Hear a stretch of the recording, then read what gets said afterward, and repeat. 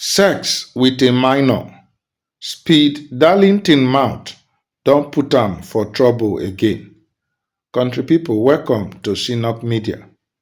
Abeg, if you never subscribe to our channel, make you do so now. Put on your notification bell so e go ring once we drop updates. Also like, comment and share our videos. Darlington Okoye, wey dem know popularly as Speed Darlington, na one controversial singer wey im life dey surrounded with plenty controversies.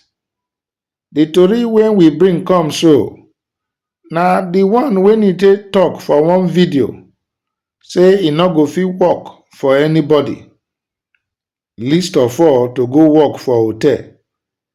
Na there im come talk how e carry one minor go hotel, and after e deflower the girl, e come need the hotel staff to clean the bedsheet wey e stain with blood.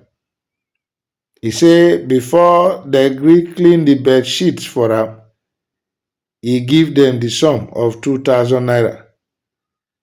E say because of that kind of thing, to go tell adult make e come clean blood wey e bring out of a 15-year-old girl, na im go make am never work for anybody.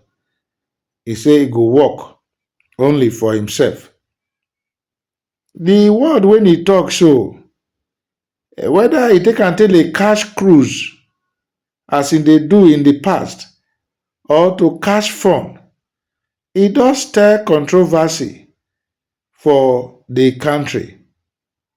That the Lagos State Domestic and Sexual Violence Agency, e say dem dey aware of the disturbing video wey e dey circulate online, where the popular entertainer don allegedly admit say e engage for unlawful sexual activity with a minor.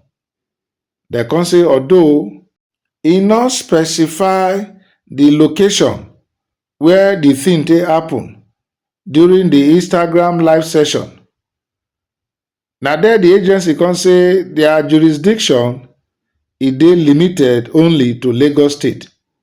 So because of that one, and because of the seriousness wey dem see wetin the man take im mouth take talk, say na crime to justice, dem don escalate the situation to the National Agency for the Prohibition of Trafficking in Persons, NAPTIP, at NAPTIP, Nigeria. The Lagos State government come confirm say dem get zero tolerance against all forms of sexual and gender-based violence, and dem go continue to advocate for accountability and the protection of every Nigerian child. And then dem come dey beg if anybody get any information wey dem go take assist dem with this investigation, make dem reach out to dem through their toll-free telephone line, or make dem send direct message to any of their official social media platforms.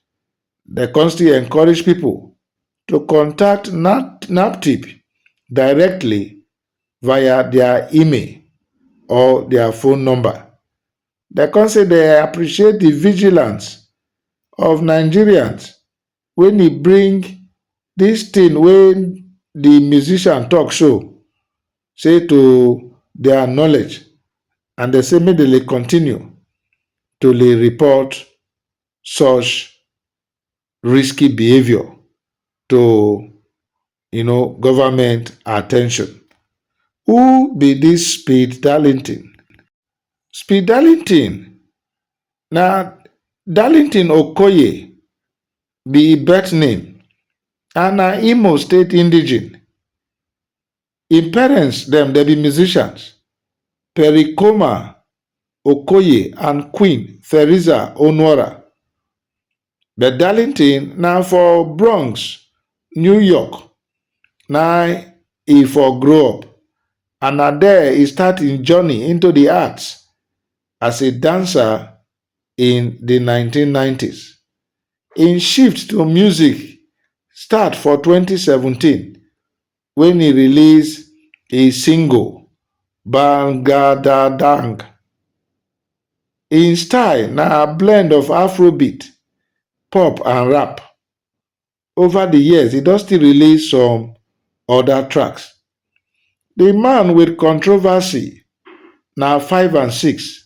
That then one more with a controversial nature than even in music. In social media presence, e dey marked with provocative and often erratic behaviour when e dey make people dey carry rumours about am. E get one incident when e do one time for Instagram live video for January 2022 where e come dey display knife after one woman accuse am of being a rapist. Dat quarrel e come cause uproar online. Na there many people criticize im behaviour according to how Wikipedia put am. For another setting, na so the same Darlington e come cause another controversy when e talk say im go turn to yahoo if im music career fail.